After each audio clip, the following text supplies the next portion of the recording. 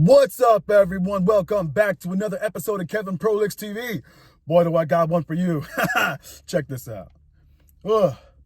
So it says, my husband is in deep depression after his mother wished he was the one that passed away while overseas than his sister. What the hell? All right, here we go. Hello.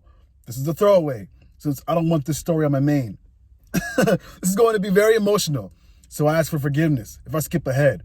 I want to make this short, but if people are curious, I can write a longer story. I hope it's not just a story and it's actually true, but hey, if it's not true, whatever. Anyway, my husband is going downhill fast. We tried therapy, medication, and even asking for a discharge. My husband, Mark, 33, is in the U.S. Space Force or Special Forces. I don't know, it says USSF. And he is an E7 after transferring from the U.S. Air Force last year. His sister Megan was 10 years younger than him and was an E4 in the United States Navy. Sadly passed away last year while stationed overseas. Her death hit him very hard. They always talked whenever I had time during basic, and was the first one to hug him after he graduated. After every milestone, she was his first call. She was his best woman at our wedding, godmother to our children, and his partner in crime in life. She enlisted in the United States Navy when she graduated from high school. She truly wanted to serve on a U.S. carrier. This past Christmas was the first time the family gathering since her passing, and everyone was hurting. We went around the table telling stories of Megan, from her practical jokes, her loving nature, to her maverick-style attitude when she was in the Navy. I was telling the story of the last time I saw her. We were watching Pokemon while having our favorite tour of off-duty whiskey and trading Pokemon cards. A tradition we started when Mark was overseas when we first started dating. All of a sudden, his mother, Emily, screamed out loud that she wished it was him that passed and not Megan. And that if he had never enlisted, Megan would still be here, and that is his own fault before leaving the room. Wow, what the hell? Mom, what are you doing? Anyway, Mark has never felt so low in his life since her passing, but with those statements, he went lower than before. Emily tried to call the next day and left many voicemails blaming the wine and being too drunk. I haven't spoken to her since. I have tried everything to help Mark. He cries every day, blames himself for not being the big brother and telling her not to enlist. He tries to put on a brave face, but I can see in his eyes his soul is not there. He isn't drinking, that's a blessing, but his thoughts seem to be in the shadow realm. Every day, he goes lower and lower. He doesn't want to be around the family since those words were spoken because of his guilt. I feel like he took those words as fact, and he believes he should have been the one to have passed on. He is not set to deploy soon. We have time to get him on the right track. I need help.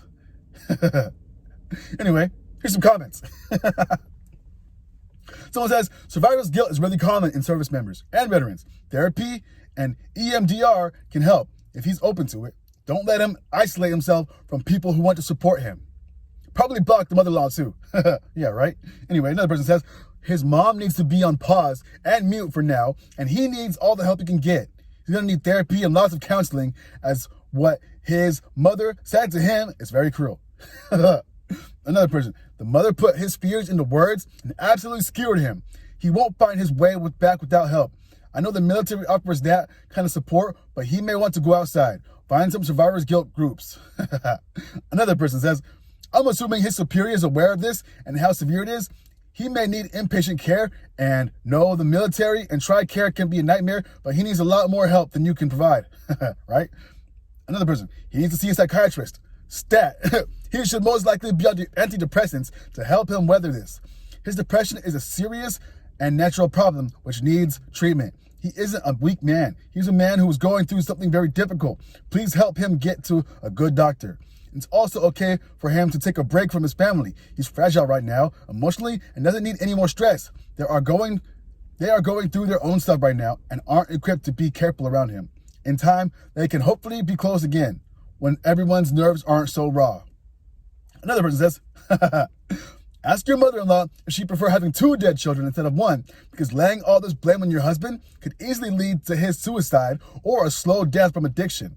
Bingo. I assume other family members were present during his outburst. Did any of them speak up and reassure your husband that he's not to blame? There's an idea. Another person says, people responding need to think that OP could be creating this fake post. Yeah, could be. Another person says, when your husband needs therapy, and his mother does too, it's not uncommon for this to happen when a loved one dies. Guilt and blame are a vicious cycle that can be stopped with therapy. All right. This one says, this is where you support your husband with therapy and affirmation. This is also where you go no contact with his mother. I thought that too. What the hell? She might deserve a smack too. Come on, you're his wife. Anyway, holy shit. I'm so sorry. This was the most cruel thing that his mother could have said. There was no excuse for it whatsoever. And frankly, it should be criminal. No more contact with them. Right? All right. Anyway, another person says, try to get him into grief therapy. You are right. This is way above Reddit's pay grade. I'm sorry for your family's loss. Exactly. All right, one more. I lost 2 family members and a best friend within 1 month of each other, and I don't think I would have made it out without my cat. I know it sounds cliche, but I really think animals help humans through grief and dark times better than other humans sometimes. Can you look into fostering, maybe volunteering at a shelter?